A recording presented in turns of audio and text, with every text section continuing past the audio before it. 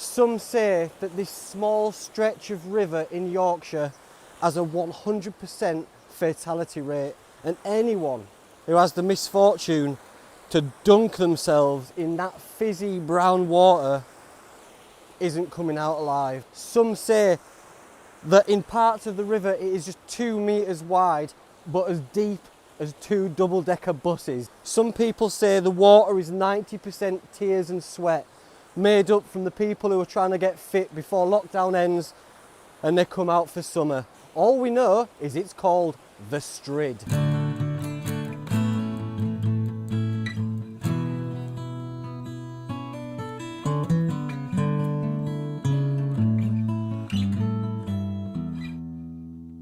This is the Strid, a small stretch of river on the River Wharfe near Bolton Abbey. It's very fast flowing at the moment and swollen because of the recent rains we've had. So it's not as menacing. What's menacing about this river is how calm it can get, how placid and idyllic it looks. I did bring my big telescopic sea angling rod and my GoPro with its floaty bit on the back. And the plan was to attach the GoPro to the end of the fishing rod, come up here where it's rough and stick it in and see if we can have a look around, but it's running so fast, and because of the recent rains, all the sides slope in. It's not a sharp drop, it's pretty sloped over, so one false move and I would just slip in there.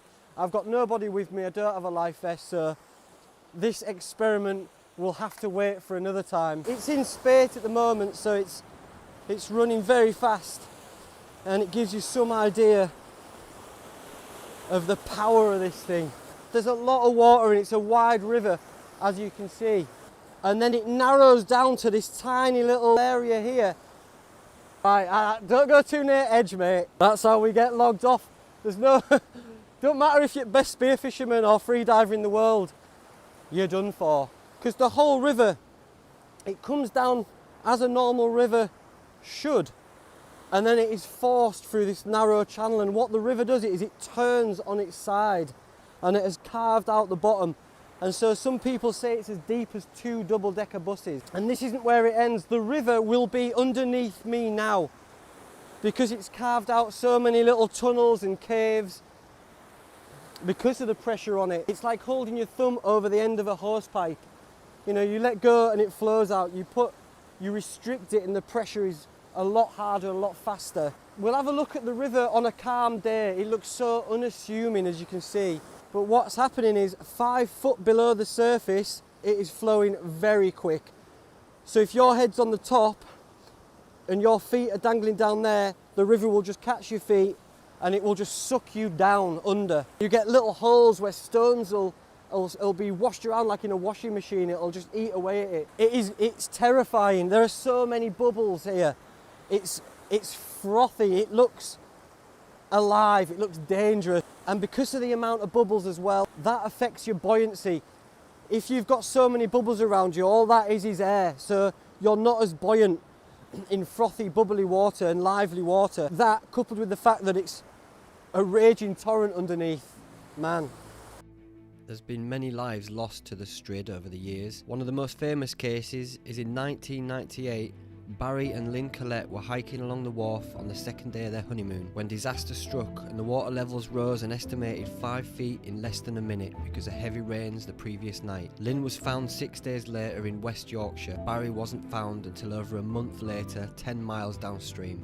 The oldest known legend of the Bolton Strid dates back to 1154 when a young man named William de Romley attempted to leap across the Strid while out on a solo hunting trip. When he missed his mark, he was swept under, never to be seen again. As the legend has it, William's mother was so grieved by the loss of her son that she donated the surrounding land to a community of Augustinian monks so that they would pray for her son's soul. Those monks went on to found the famous Bolton Abbey. This tale was immortalised by the poet William Wordsworth in his poem The Force of Prayer. This striding place is called the Strid, a name which he took of yore. 1,000 years hath it borne that name, and shall 1,000 more. And hither is young Romley come, and what may now forbid that he perhaps for the 100th time shall bound across the Strid. He sprang in glee, or what cared he that the river was strong and the rocks were steep, but the greyhound in the leash hung back and checked him in his leap. The boy is in the arms of Wharfe and strangled by a merciless force, for never more was young Romilly seen till he rose a lifeless corpse.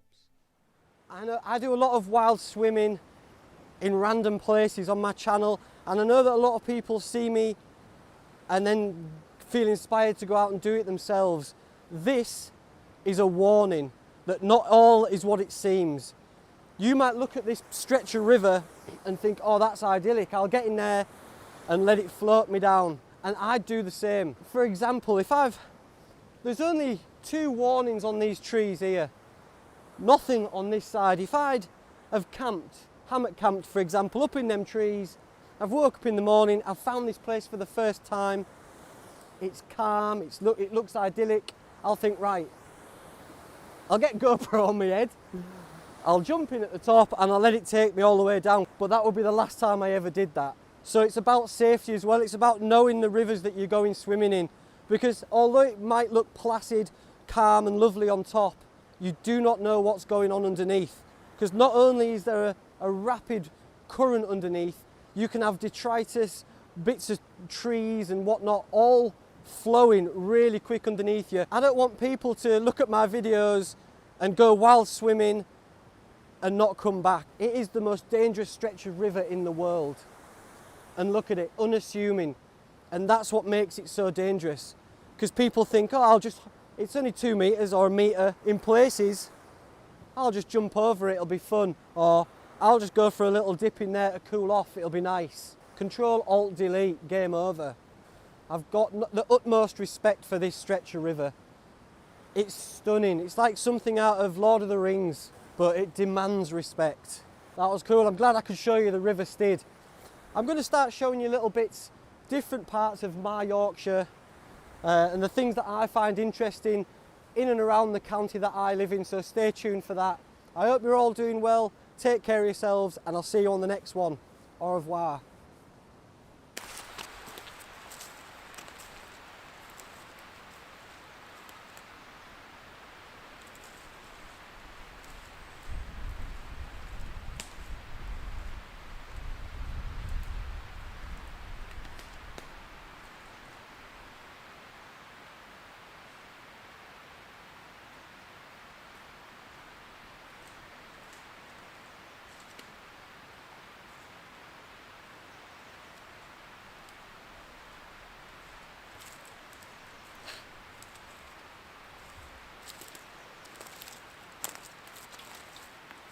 John Snowdrop.